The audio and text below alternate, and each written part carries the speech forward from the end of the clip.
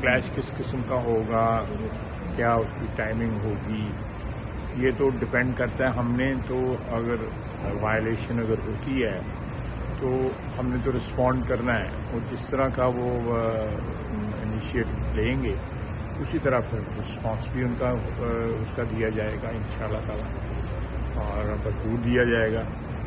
इसमें किसी को कुछ शक नहीं होना चाहिए। लेकिन ये है कि इस वक्त जिस तरह टाइम गुजर रहा है तो इसके खतरात जो हैं वो बढ़ रहे हैं, कम नहीं हो रहे।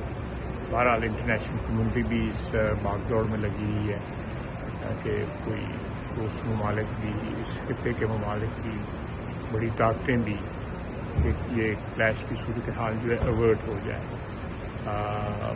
अल्लाह करे उनके कोशिशों से जो है तो भारत को जो है वो अकल आए, क्योंकि उन्होंने इतनी बड़ी वारदात जो अपने मुल्क में की है, हमारी तो उसमें अगर कोई किसी को शक है तो जो शहबाज शरीफ ने कहा हुआ है ना कि जी आप इन्वेस्टिगेशन करा लें, इंटरनेशनल इन्वेस्टिगेशन करा लें, उसका उन्होंने कोई जवाब नहीं दिया। इसका मतलब है कि वो दाल में कुछ काला है।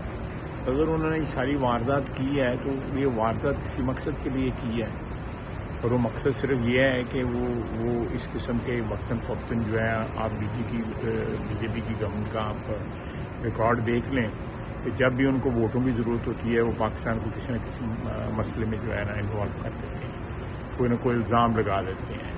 तो इस सूरत हाल में जो है मैं फिर कहूँगा कि एक क्लैश की सूरत हाल बिल्कुल नज़र आ रही है। अल्लाह करे एवर्ट हो जाए।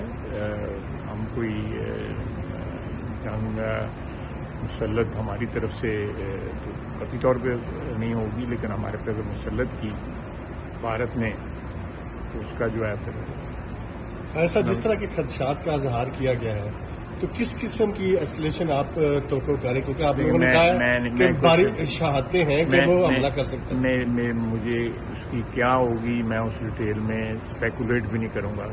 ये जिम्मेदाराना गुफ्तगू जो है वो नहीं होगी कि मैं उसको स्पेकुलेट करने से कर दूँ, लेकिन इतना पता है कि जो वो हमला जिस तरह का वो करेंगे, जिस तरह का वो ताकत का इस्तेमाल करेंगे, इंशाल्लाह उससे फिर ज़्यादा ही हम इस्तेमाल करेंगे। Thank you sir.